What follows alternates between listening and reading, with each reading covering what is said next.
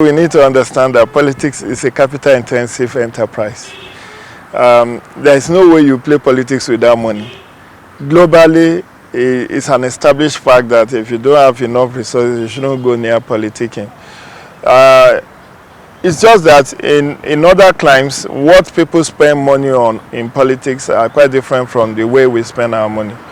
I know a number of voices have been raised against the nomination form of the dominant parties, particularly APC. But note that while this may not be cultural and customary in other climes, they also have what they spend heavily on. Like in US now, political advertisement takes 80 to 90% of their electoral spending, and they spend in billions of dollars. No one in Nigeria, no matter how much you want to look at it, no one in Nigeria will have spent up to $1 billion, on their campaign, whether presidential or any other seat. So we need to put that in context. We are in a developing economy, developing society, and nature and character of politics in Nigeria are quite different from what obtains elsewhere. The context I want you to understand is, today we are talking of APC having almost 20 presidential candidates. Imagine if half the nomination form, half the price put on the expression of interest and nomination form had been charged. You will have been looking at 50 or 100 aspirants. How do you manage a primary with that volume of that number of aspirants? And even with 20, it's going to be an Herculean task.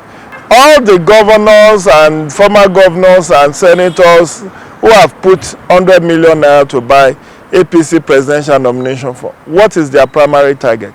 Their target could not be or may not be presidency. They may actually be looking at ministerial appointment, board position, principal officer of the Senate, and all of that. So people invest in politics in order to reap. There's someone that even, there's a joke trending. Invest 100 million presidential form, get 500 million to step down for the consensus candidate. You've made 400 million profit. And people need to understand that that will happen.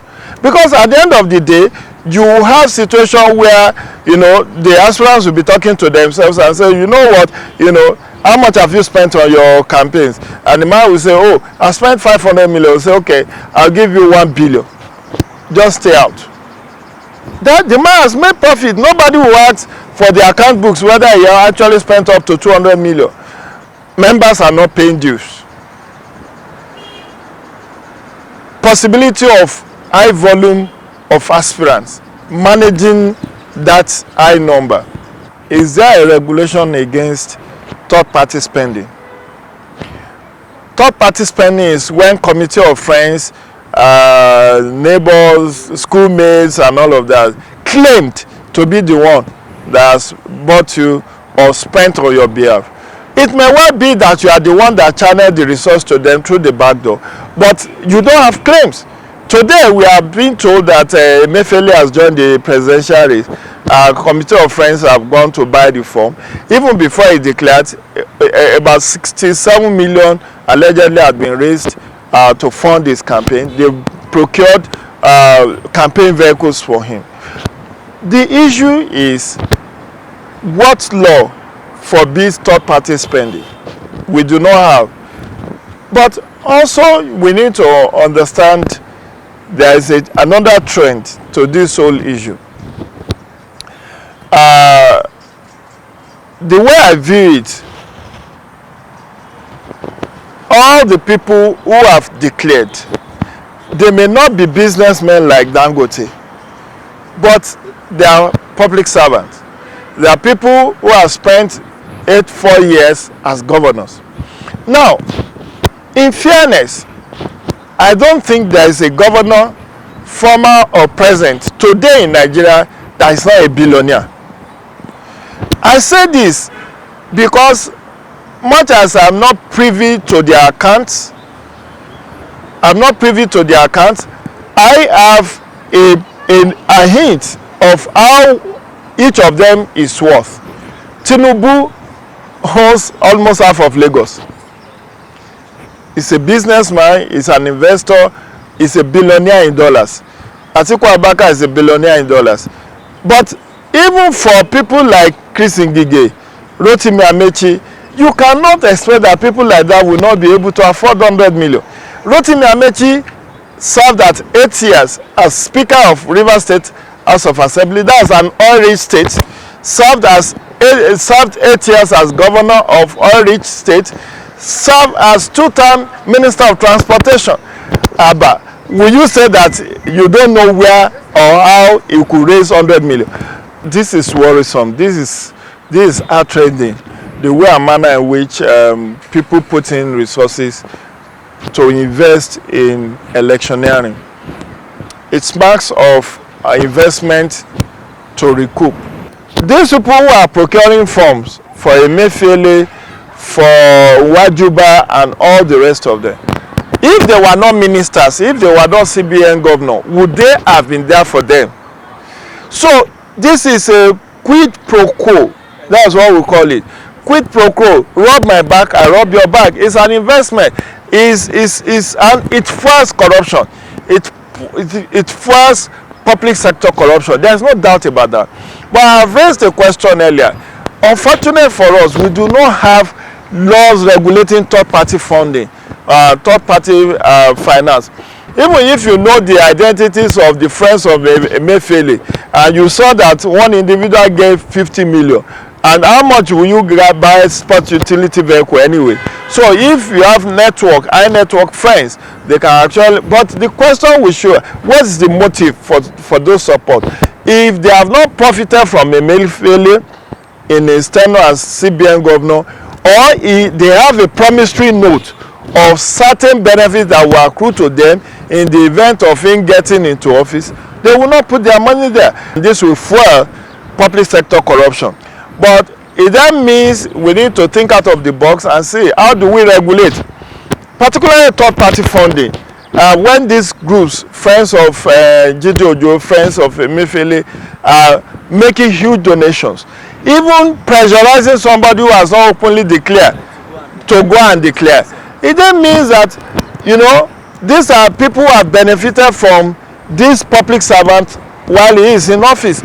We are opening doors to public sector corruption with this